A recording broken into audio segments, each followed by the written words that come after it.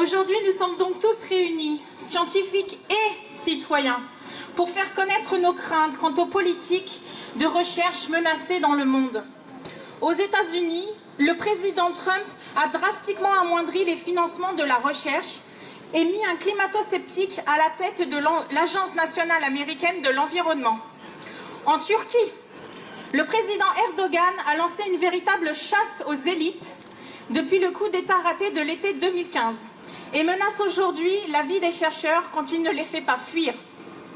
Mais il y a un autre danger qui guette la recherche, c'est la censure. Aux États-Unis, c'est dans les quelques heures qui ont suivi l'investiture de M. Trump que les mentions du changement climatique ont disparu du site web de la Maison-Blanche. Dans la foulée, plusieurs agences de recherche publiques se sont vues censurées.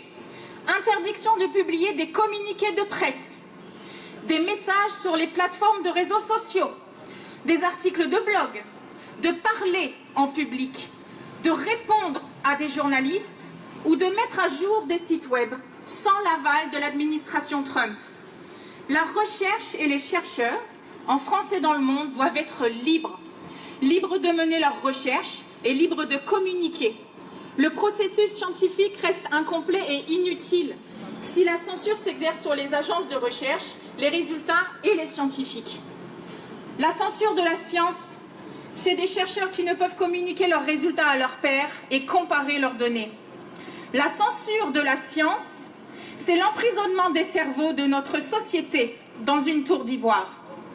La censure de la science, c'est le meilleur moyen de rendre les journalistes sonneurs d'alerte et citoyens aveugles à la manipulation de l'information. La censure de la science, c'est la porte ouverte à la désinformation de la société et à la propagande. La censure de la science, c'est enfin la dernière étape dans l'installation d'un régime dictatorial. Je suis Camille Coco, à la tête d'une fière équipe de communicants qui se lèvent tous les matins avec envie pour aider les chercheurs européens et parler de leurs recherches et de leurs résultats à leurs pairs, mais surtout à l'industrie, aux politiques, aux médias, aux citoyens, en Europe et dans le monde. J'ai 28 ans. J'ai 28 ans et j'ai peur. J'ai peur qu'on oublie la science. Nous devons protéger la recherche de la censure. Laisser les chercheurs comprendre le monde et nous l'expliquer petit à petit sur des sites web, des articles de presse, des blogs, des vidéos sur YouTube, sur Facebook, sur Twitter, dans la rue, comme aujourd'hui, ou à la télé. Alors marchons. Marchons pour protéger ce qui fait de nous ce que nous sommes aujourd'hui.